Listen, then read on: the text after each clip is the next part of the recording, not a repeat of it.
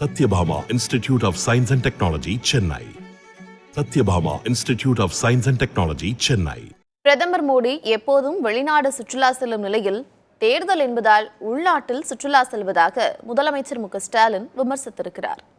இப்போதைய பிரதமர் மோடி எக்காரணத்தை கொண்டு மீண்டும் ஆட்சிக்கு வரக்கூடாது என்பதையும் நாம் மனதிலே வைத்து வாக்களிக்கணும்.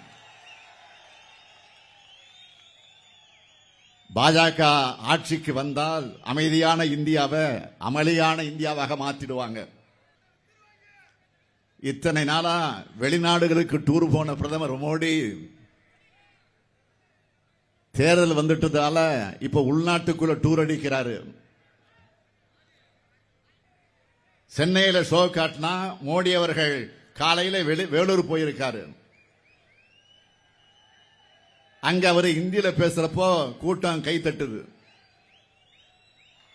பலருக்கு என்ன சந்தேகம்னா வெளி மாநிலங்களிலிருந்து கூட்டத்துக்கு ஆட்கள் அழைச்சிக்கிட்டு வராங்களா என்ற சந்தேகம் வந்துருச்சு. திராவிட மாடலில் தமிழ்நாடு வளர்ந்திருக்கிறது, வளர்ந்து கொண்டிருக்கிறது, வளர்ந்து கொண்டே இருக்கும். இதை எந்த மோடி மஸ்தான் வித்தைகளாலும் தடுக்க முடியாது. ஊழலுக்கு ஒரு யூனிவர்சிட்டி கட்டி அதுக்கு ஒருத்தரை வேந்தரா நியமிக்கணும்னா அதுக்கு பொருத்தமான நபர் இந்தியாவிலே மோடியை விட்டா வேற யாரும் கிடையாது. சொல்லுங்க, வேண்டாம் மோடி, வேண்டாம் வேண்டாம். அதிமுகவை அழிக்க நினைச்சவங்க அழிஞ்சு போவாங்கன்னு சவடால் விடுகிறாரு.